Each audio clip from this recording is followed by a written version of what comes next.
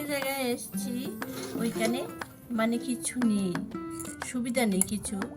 আমি কি করেছি, রুটি খেতে খেতে তো হবেই, রুটি বানাবো। এই যে বাটিতে জল গরম করে আটাগুলো মেখে নিলাম, তারপর থালা আছে, থালাতে এই রুটিটা এরকম করে নিলাম।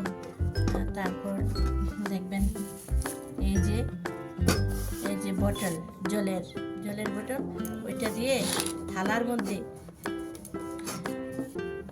রুটিটাকে বানিয়ে নিলাম। এটা বসছে না, যেহেতু অল্প তো কষ্ট হবে, তাও হ্যাঁ, রুটি তো কষ্ট হবে, তবে রুটি তো হচ্ছে, রুটি তো খাওয়া যাবে।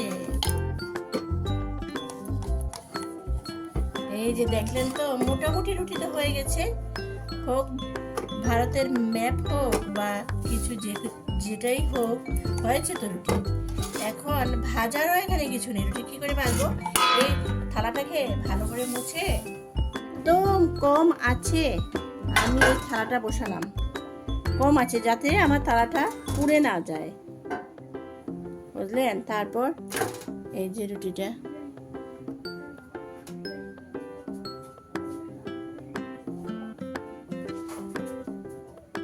তো কম আছে, রুটি তো হয়ে গেল।